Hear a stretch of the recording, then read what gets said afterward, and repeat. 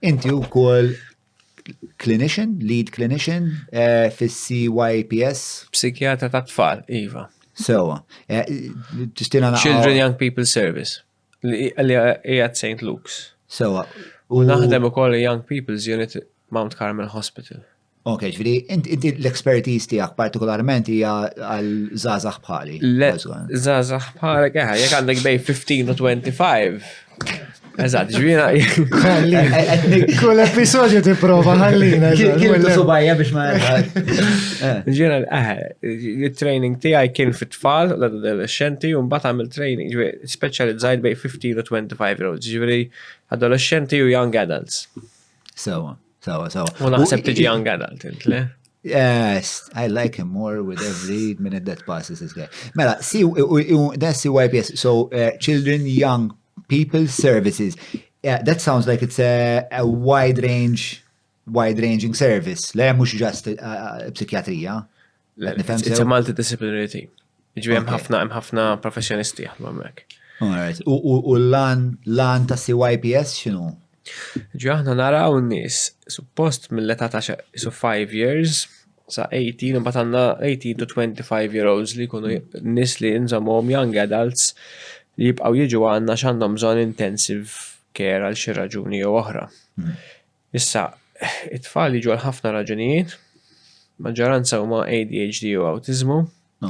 Mbagħad għandek challenging behavior, which is a behavior not a diagnosis. Mbagħad għandek fl-adolescenza tibda l-ansjetà, social anxiety, phobias, OCD, obsessive compulsive disorder, depression, self-harm, suicidal thoughts.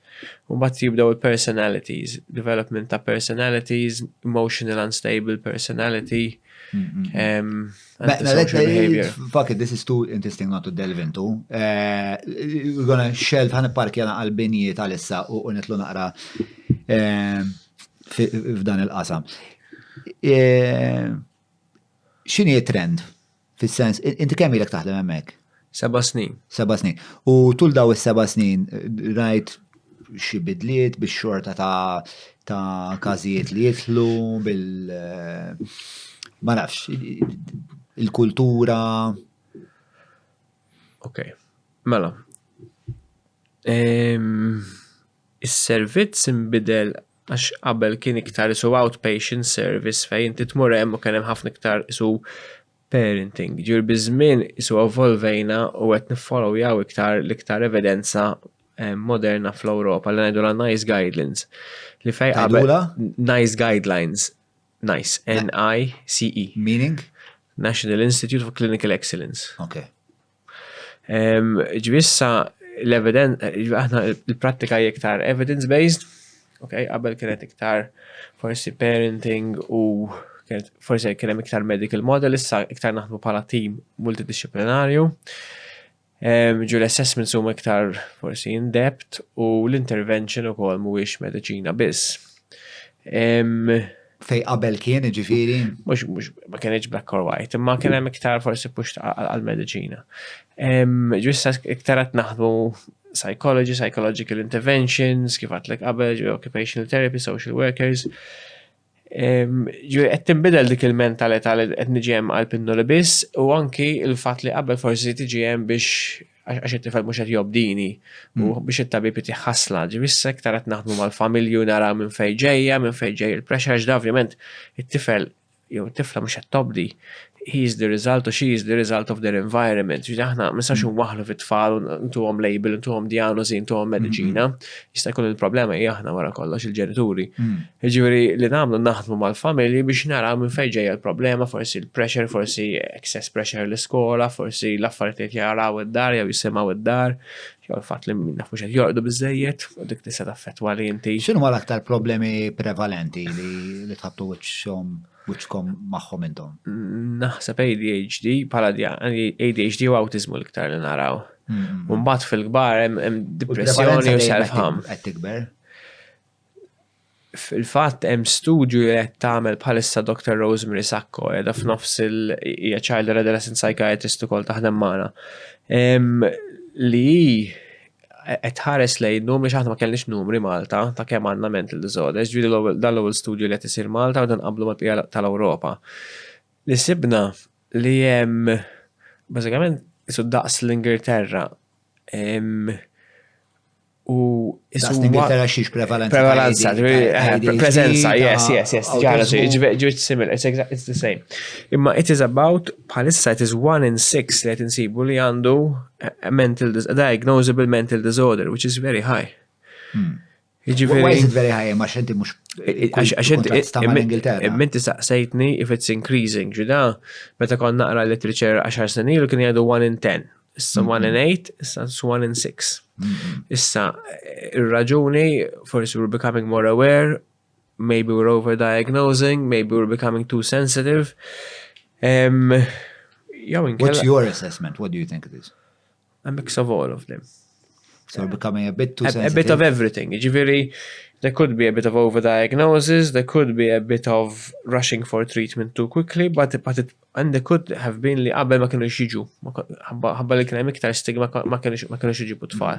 Jiena jiena ġej diagnosed ta' 25 bl-ADHD, ġifieri. Which is late. Which is very late, ġifieri l-ħaq tagħmel rebus freġu trinja. Eżatt, you probably hemm chance li lift l-edukazzjoni, tkun ħriġt mill-edukazzjoni, that's it, and you miss the boat that way. Yes. Quite bitter about that, man. Fuck it, happened.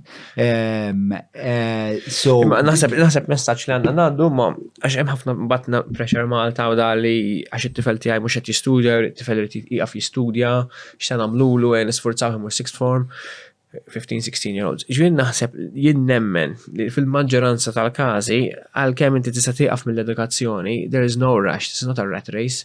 Ġvien inti tista' tieqaf mill-edukazzjoni, terġa' tidħol 3 snin wara, 4 snin wara, taqbad l-istudju u ssir dak li għandek issir.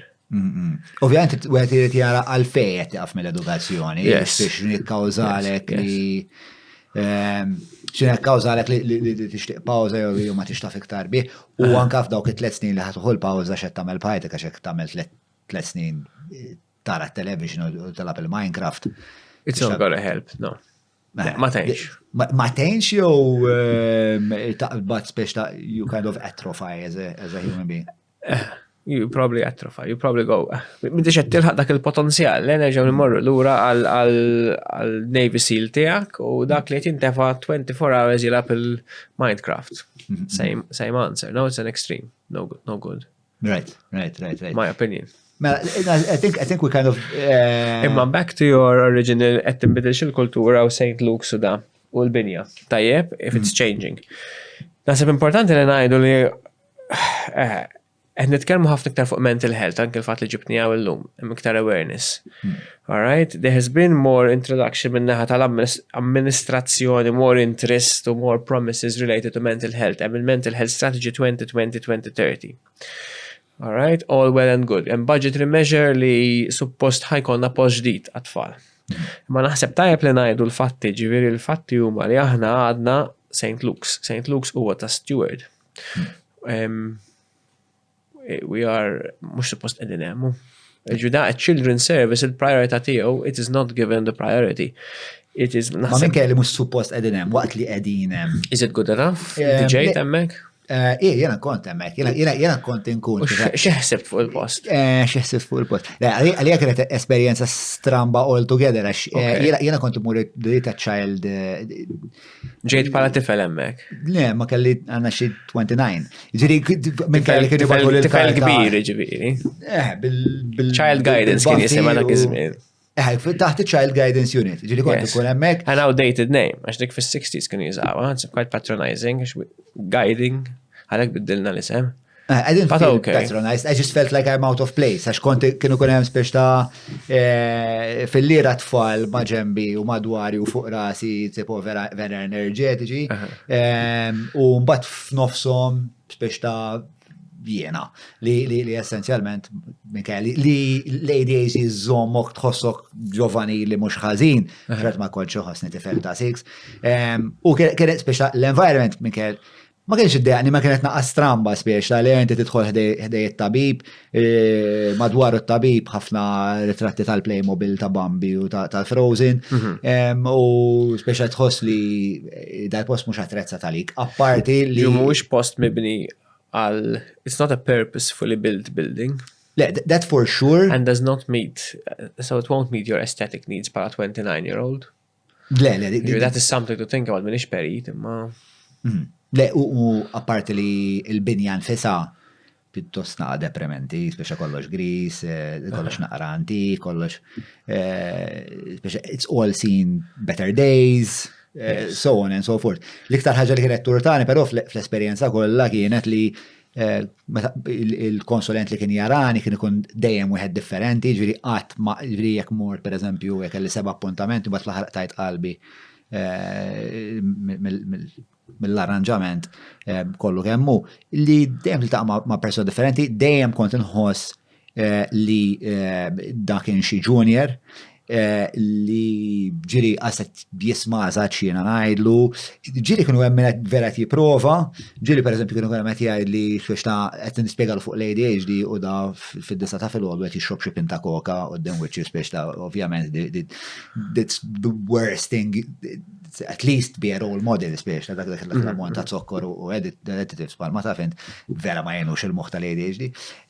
U anka ġiri minkajja li nkun taħt clinician partikolari, din il-persuna jinqat mal-tajt maħħa. Anzi, kont nilab loba, kull darba li mur kont nilab loba, tajt diki, mbagħad għamilt xi 3 darbiet, kelli suspett li kienet dil-mara, u mbagħad eventualment skoprejt li ġes kienet nurse li kella posture vera tajjeb, allura kienet tidher vera dinjituża u jiena assumejt li kienet il-boss ma kienet nasba xi segretarja jew xi ħaġa kienet. Tipo min suppost kienet imexxini qatt ma ltqajt miegħu.